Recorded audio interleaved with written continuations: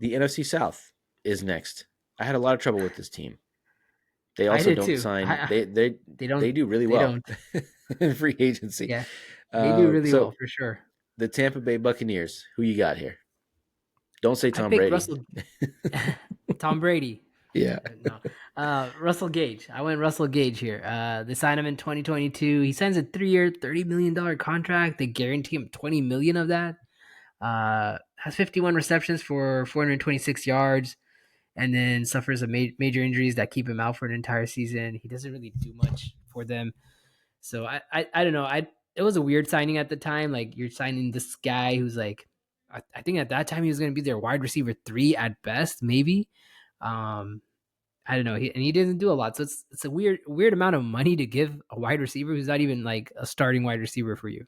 And then he kind of plays like that, right? He plays like a wide receiver 3. So it felt like an odd amount of money and an odd amount of guarantees to give a guy who doesn't really play that well and has been out for I don't think he's played in the last year and a half now.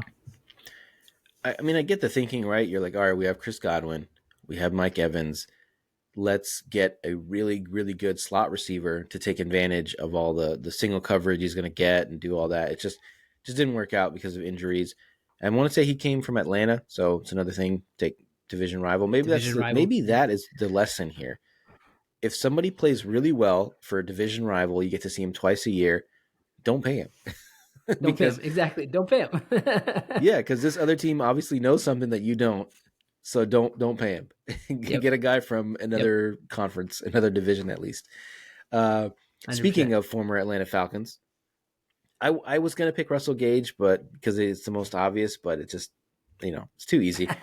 So Too easy. All right. I went with Julio Jones.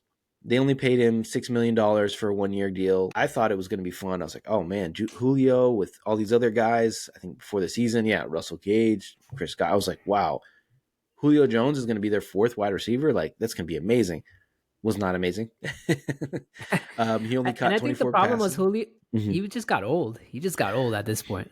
Yeah, he was washed, and that's okay. Yeah. Yeah. But yeah, they didn't pay him a lot of money, but he only caught 24 passes.